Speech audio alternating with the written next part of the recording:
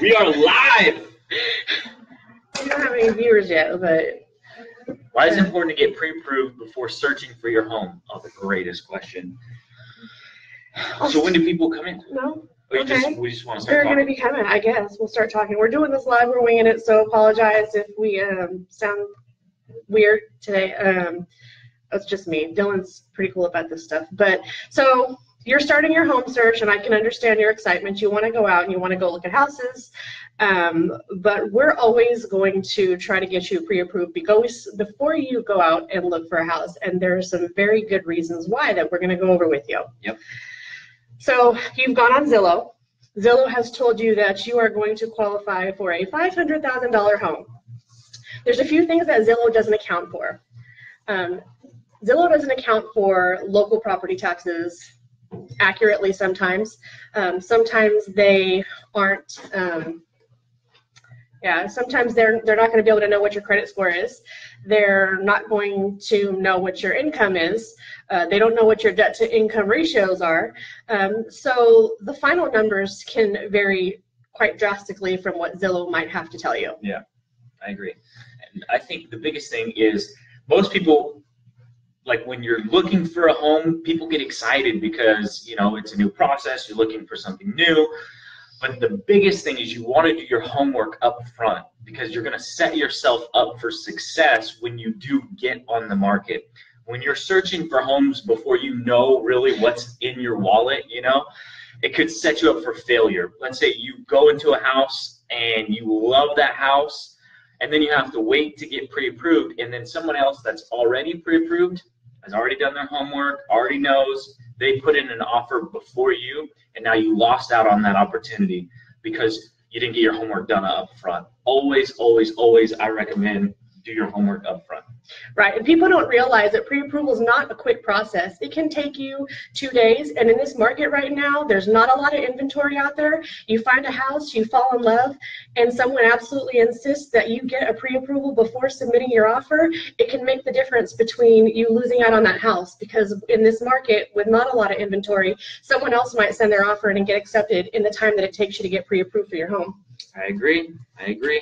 You have a fan, Rihanna Yarrow. Rihanna. Sorry, Rihanna. I said your name wrong. I'm a little nervous. Sorry. Thank you. And thanks for the shirt, Haley. Shirt compliment. She likes my shirt. And then we're open to any other questions. So does anybody have any like home buying questions out there right now? Anything about being pre-approved that you have questions about right now? Anybody?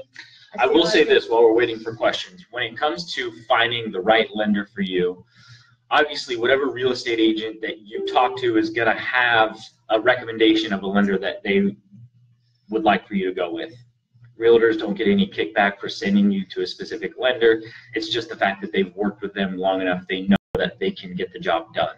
I will say, as a buyer, do your due diligence and vet out maybe 2 or 3 lenders.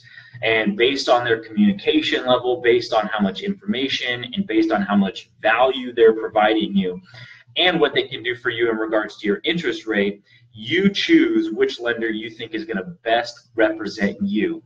Also, it's very important that you find a lender that's local to the area that you're searching in. Go ahead, I'll let you tell them about that.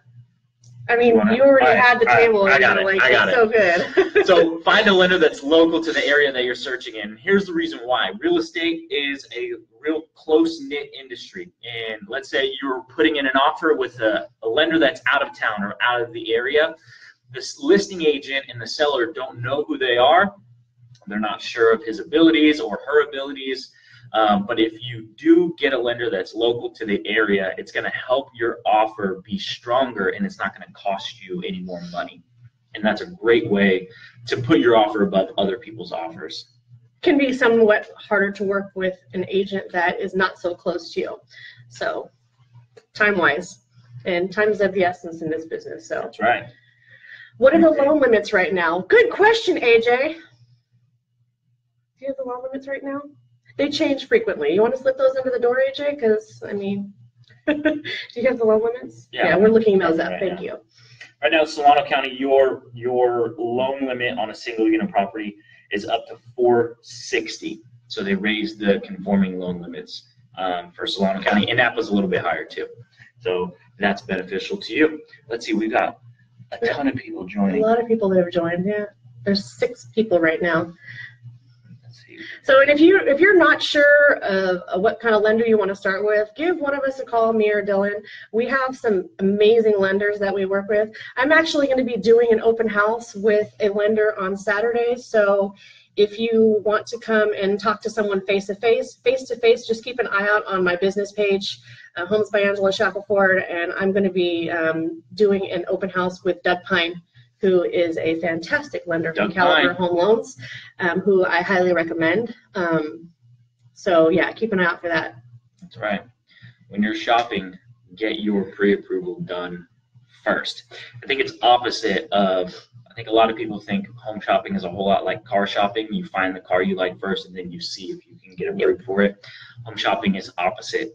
You want to see what you could get approved for up front, then you go shopping.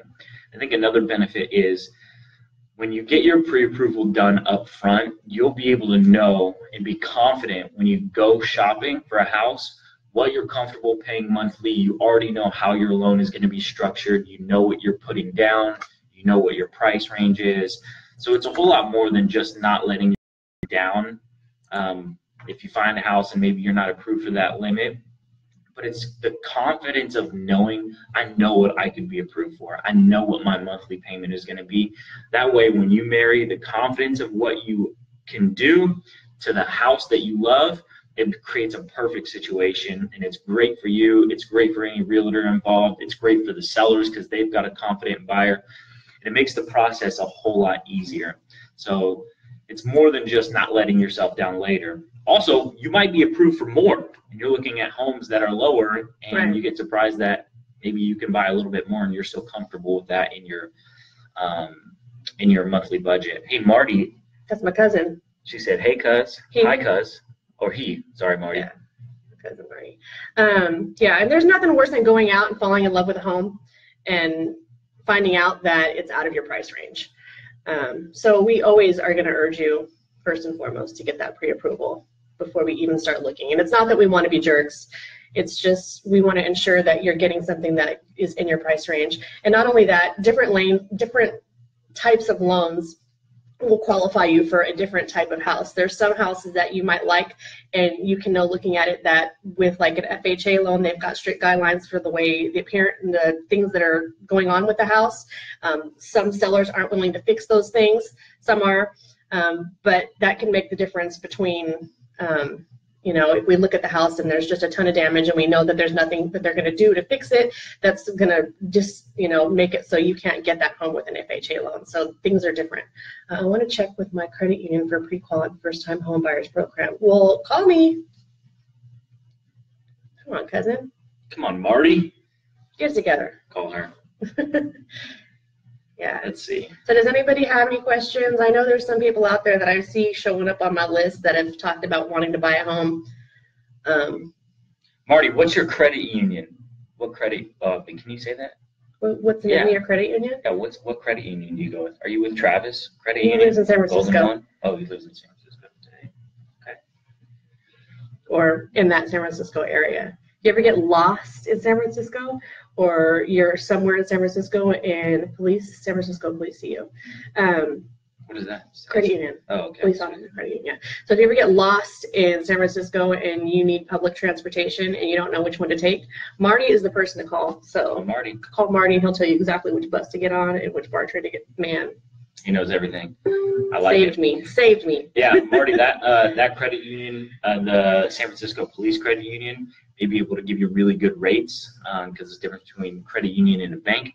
And if you're already a part of their membership there, they might get you hooked up. So yeah, I would check with them. First-time home buyers programs are great, especially when it comes to like down payment assistance if you need that, or you can get a closing cost credit from your lender.